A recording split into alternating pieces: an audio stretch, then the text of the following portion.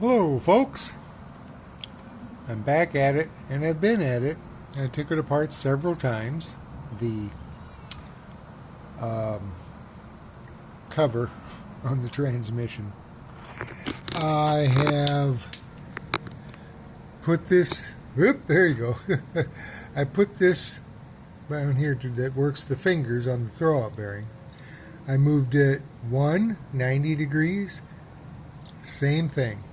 Almost no threads left in the adjustment. And I moved it in the 180, which I have now, about the same.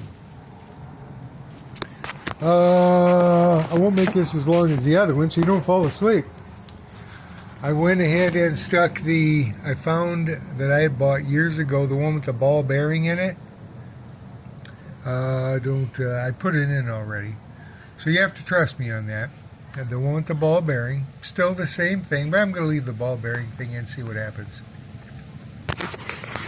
Still, when you get down there, I mean, I can pull it all the way out, and it just is almost on the threads of the bracket. So for now, I did order one of those fingers.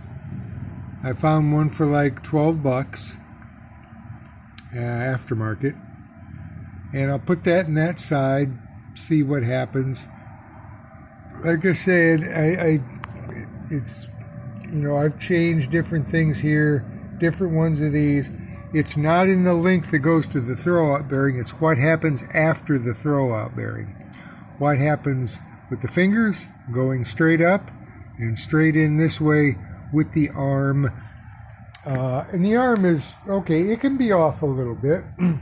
But when you pull this in, it almost hits the top of the tranny over there. Almost hits the, when that arm almost hits the top of the tranny. There you go. It almost bumps into that when you pull in the clutch. And it starts too far away from the starter over there. So, for now, till I get the finger coming, I went ahead and I'm going to make a little bit of a ferrule, trim it, cut it, clean it off, and I'm going to put it, I know it's cheating. I would like to find the problem, but without other parts and measurements of what said parts that I have in here, I'm kind of shooting in the dark, trying different things.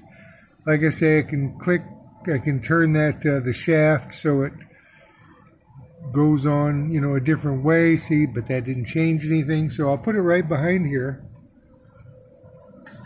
And when that goes in, it'll give it a little, instead of being in there like that, it'll be a little further out, but not too far out, not so it's loose, and I don't want to chafe that, the cable.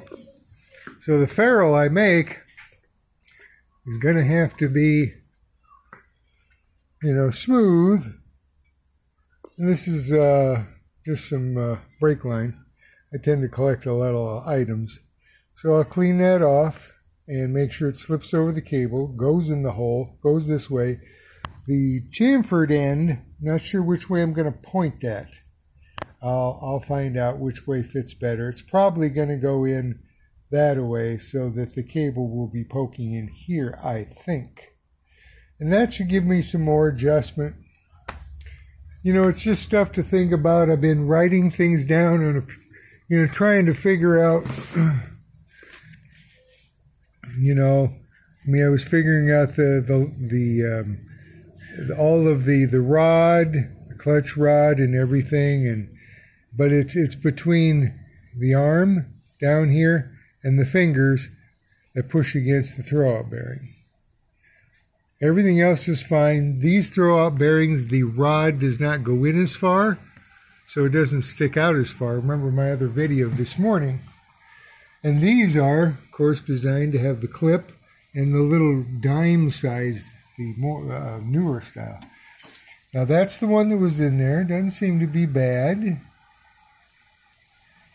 But like I say, I found I had one. I had bought a couple of them back in the early 80s when I had my 73 with the ball bearing in the end. And that helps the two, if they're not running at the same speed, the ball bearing is supposed to be kind of taken up so there's no friction there, shall we say. So I'm going to try that little ferrule, see how it goes. Put it back together, and when I get the finger things in, I'm sure I'll have another video. Any more ideas? Like I say, without physical drawings of the given things, which is how it's supposed to be, the sizes and that stuff, you kind of like trying different things, and that's what I'm doing. So, well, catch you later. Again, have a great week. Peace. Bye-bye.